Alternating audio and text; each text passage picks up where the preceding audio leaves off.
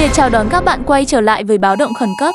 Tôi sẽ nhắc lại cho chúng ta cùng nhớ 3 video gần nhất về tựa game báo động khẩn cấp trên kênh tôi đã phá đảo 3 chế độ từ dễ đến khó. Giờ thì trong video này, tôi sẽ tiếp tục cố gắng phá đảo chế độ chuyên gia, có tên là công ty văn phòng. Và nhân tiện, tôi sẽ xin các bạn bỏ ra vài giây để nghe những lời tôi muốn nói. Kênh tôi có tận hơn 92% người xem không đăng ký kênh và chỉ có 7,6% người xem đã ủng hộ tôi một lượt đăng ký. Dù đây không phải là vấn đề to tát, nhưng tôi chỉ cần các bạn một lượt nhấp vào nút đăng ký kênh là đã đủ khiến tôi có 200% công lực để ra video tiếp theo với nội dung chất lượng và hấp dẫn hơn. Ở đâu đó trong thành phố, có một công ty nằm đối diện một cửa hàng nhỏ chuyên bán vũ khí và những cái bẫy chết người. Tôi là một nhân viên văn phòng tại công ty này. Vì quá mệt mỏi trong lúc làm việc, tôi đã ngủ thiếp đi đến tận 9 giờ đêm. Khi tỉnh dậy thì mọi người trong công ty đã về nhà từ lâu. Từng đêm trôi qua, radio của công ty đều phát một thông báo khẩn của cảnh sát thành phố. Họ cảnh báo cho người dân sẽ có rất nhiều thứ ma quái xâm nhập vào những nơi có con người đang ở. Tôi cần phải thu hoạch táo trong công ty và đem bán chúng ở cửa hàng đối diện để mua vũ khí và bẫy với mục đích tự vệ khỏi lũ thực thể. Tôi có 25 đêm để trốn thoát được khỏi công ty văn phòng này. Thế thì tôi có thể còn sống đến ngày thứ 25 để trở về nhà an toàn hay không? Hay là tôi sẽ bị bọn thực thể cướp đi mạng sống của tôi? Hãy xem đến cuối video để biết thêm chi tiết. Được rồi, tôi đang ở ngay văn phòng làm việc. Tranh thủ trời vẫn còn sáng, tôi sẽ thu hoạch táo. Ông sếp của tôi là một người thích trồng cây ăn trái cảnh, nên không có gì lạ khi lại có một mảnh đất trồng táo ngay bên trong công ty. Lối chơi của tôi cũng sẽ tương tự như các chế độ trước. Những ngày đầu tôi chỉ tập trung mua thật nhiều cây táo, và ngày đầu tiên mua một chiếc đồng hồ đeo tay để biết thời gian giữa ngày và đêm. Tôi đã nói rằng ở chế độ công ty này là một cấp độ chuyên gia, khó hơn cả khó gấp nhiều lần, nên việc tôi chỉ có một mình trong chế độ này trụ được đến ngày 25 là không thể nào. Vì thế tôi đã tìm ra một phương pháp lỗ hổng dễ dàng không bị bọn thực thể phát hiện. Đầu tiên tôi sẽ đến phòng bảo vệ, đối diện máy bán nước tự động sẽ có một phòng làm việc nhỏ, và đây chính là nó. Tôi sẽ trèo lên cửa sổ để tránh bọn thực thể. Cửa sổ này không hề dễ trèo lên như cửa sổ ở chế độ cơn mưa lớn mà tôi đã chơi, cực kỳ khó trèo nếu không có một ít may mắn. Khi trèo lên thành công, làm sao cho phần đầu chạm được với trần nhà là xem như đêm nay tôi sẽ được an toàn. Sau khi tôi đã trèo lên được như này thì đêm nay tôi không cần phải làm gì, chỉ cần đợi thông báo khẩn phát và đợi bọn thực thể đến tìm tôi. Một lúc sau chúng đã đến, có thể thấy đèn công ty bị bật tắt liên tục, nhưng điều không mong muốn xảy ra, tôi bị rơi khỏi cửa sổ. Chết tiệt, nếu tôi không trèo lên nhanh thì tôi sẽ bị chúng phát hiện mất. Trời không phụ lòng người, may thay sự cố gắng của tôi không vô ích, tôi đã lên lại được cửa sổ. Đây trông giống như trò chơi dân gian cá sấu lên bờ mà thời thơ ấu chúng ta thường chơi vậy. Đây cũng tương tự, cửa sổ là bờ, còn rơi xuống nền nhà sẽ bị cá sấu tóm được. Mặc dù tôi sẽ được yên ổn ở cửa sổ này, nhưng đổi lại tôi không thể quan sát và biết được bọn thực thể gồm những thứ gì. Tôi chỉ có thể đoán mò theo những gì tôi biết.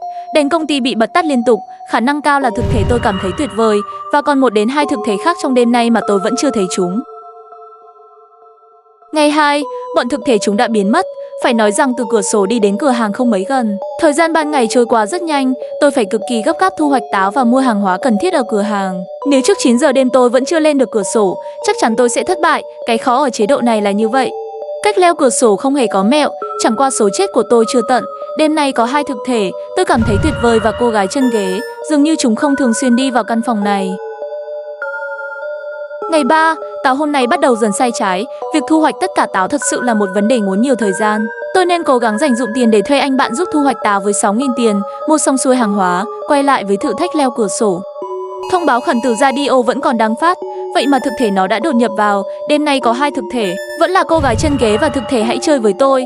Nhìn xem, hãy chơi với tôi không hề phát hiện ra tôi ngay trên cửa sổ.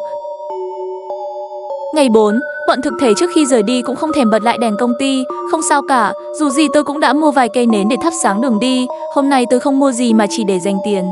Thực thể đêm nay là người đàn ông cá heo và hãy chơi với tôi. Tính từ đêm đầu tiên đến giờ hầu hết bọn thực thể xuất hiện từ 2 tên trở lên. Đúng thật là chế độ chuyên gia khác hẳn với chế độ khó. Ngày 5, tôi lại vất vả tự tay thu hoạch táo. Cần thêm 1 ngày để đủ tiền thuê anh bạn giúp thu hoạch táo. 2 thực thể đêm nay là người đàn ông cá heo và không có gì. Không có gì ở đây là thực thể này bắt nguồn từ một video trên YouTube với tiêu đề không có gì.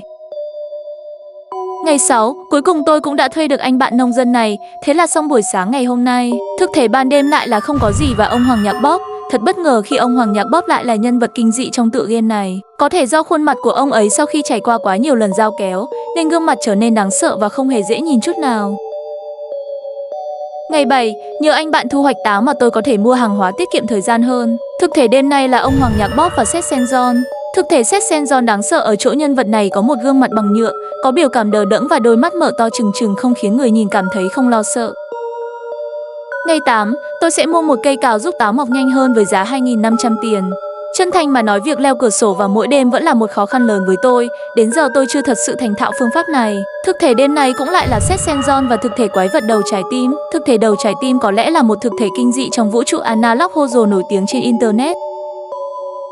Ngày 9, sáng ngày hôm nay tôi tiếp tục mua thêm cây táo. Đêm hôm nay tôi cứ nghĩ chỉ có duy nhất một thực thể quái vật đầu trái tim, nhưng một lúc sau có thêm 2 thực thể bậc thầy võ thuật và thực thể người đàn ông doanh nhân đi vào. Vậy có nghĩa đêm nay có tận 3 thực thể, cái lề gì thốn.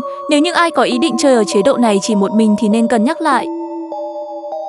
Ngày 10, nghĩ kỹ lại, tôi đã 3 lần 7 lượt suýt bị thực thể phát hiện khi không đủ thời gian để leo cửa sổ. Vì vậy tôi sẽ ở yên nơi tôi ở trong sáng ngày hôm nay và cứ thế skip qua ngày, dù sao thì cách chơi này cũng đỡ đi một lần leo cửa sổ chứ. Giống như đêm trước, đêm nay cũng là 3 thực thể, bậc thầy võ thuật, người lính gỗ và người đàn ông doanh nhân. Khả năng cao kể từ giờ trở về sau thì có lẽ chỉ toàn 3 thực thể xuất hiện trở lên vào mỗi đêm. Cũng may là tôi đã tìm ra được phương pháp leo cửa sổ này. Ngày 11, ngày hôm qua tôi không mua gì nên hôm nay tiền tôi trở nên dư dả, đủ để mua thêm 2 cây táo tiếp theo. Và đêm nay tôi chỉ có thấy được 2 thực thể người lính gỗ và anh chàng mục ống, còn thực thể thứ 3 chắc hẳn nó đang bị kẹt ở đâu đó rồi. Ngày 12, tôi dự định mua thêm cây táo nhưng nhận ra chưa đủ kinh phí. Thực thể đêm nay cũng chỉ có 2, là anh chàng mực ống và chuột Mickey. Đây còn là 2 nhân vật có sức ảnh hưởng nhất trong vũ trụ phim hoạt hình Mỹ. Đứng thứ 3 chắc có lẽ là Tom và Cherry cũng nên. Ngày 13, một lần nữa tôi không leo xuống cửa sổ mà chỉ đơn giản skip thẳng đến ban đêm. Bởi vì tôi biết tiền tôi vẫn chưa đủ để mua thêm cây táo, nên leo xuống cửa sổ cũng chỉ khiến tôi gặp rắc rối với cái cửa sổ chết tiệt này. Thật kỳ lạ khi 2-3 đêm liền chỉ có 2 thực thể, lại chuột Mickey và thực thể kẻ bật nhảy. Ở chế độ này số lượng thực thể xuất hiện một cách ngẫu nhiên, nên tôi cũng không thể đoán trước được chúng xuất hiện gồm mấy tên. Ngày 14, hiện tại tôi có số tiền lên đến 30.000, vừa đủ để mua thêm 2 cây táo cuối cùng. Giờ thì tiền tôi không thiếu, không cần phải mua thêm một cây táo nào nữa. Đêm nay vẫn là 2 thực thể, kẻ bật nhảy, và thật không thể tin được, người đồng nghiệp làm việc chung cùng tôi, anh ấy đã bị biến đổi, anh ấy không nhận ra tôi, anh ta đã trở thành thực thể nhân viên văn phòng. Ngày 15, ngày hôm nay tôi tiếp tục đu trên cửa sổ như loài lười. Đêm nay chỉ toàn là thực thể nhân viên văn phòng, tức là tôi và những người này đều là đồng nghiệp làm chung ở công ty này. Giờ nhìn họ trở nên thê thảm như vậy tôi cũng thấy xót cho họ. Ngày 16, điện đã bị tắt đột ngột nên tôi phải đi đến nhà kho công ty để khởi động lại nguồn điện. Rất nhanh tôi đã có số tiền khủng, tranh thủ trước ngày 25 tôi sẽ tích trữ thật nhiều bẫy và vũ khí. Thực thể đêm nay tôi chỉ thấy được duy nhất một thực thể, đó là nụ cười vàng, cũng có thể còn vài thực thể khác, chúng không lảng vàng ở gần đây nên tôi không hề biết sự hiện diện của chúng. Ngày 17, tính từ ngày đầu đến giờ tôi cam đoan rằng nơi tôi đang trốn chính là nơi an toàn nhất. Tôi sẽ bắt đầu bố trí bẫy, để phòng bọn thực thể phát hiện ra tôi trong lúc tôi đang luống cuống leo lên cửa sổ. Đêm nay có 2 thực thể, xác thịt cười và người đàn ông chơi đàn. Đây là 2 thực thể ở trong bộ phim truyền hình kinh dị Mỹ vào năm 2018. Ngày 18, hôm nay tôi cứ mua thật nhiều bẫy và rất nhiều khẩu súng hoa cải. Chưa bao giờ tôi có nhiều súng hoa cải như lúc này. Thực thể đêm nay là khuôn mặt sân khấu và người kẽm gai. Chết tiệt, thực thể khuôn mặt sân khấu đã phá đi vài chiếc bẫy của tôi. Thời gian đặt bẫy không còn nhiều, tôi đành làm liều dựng bẫy luôn vậy. Dù sao lúc này tôi đã có rất nhiều dân chủ để đối phó với chúng.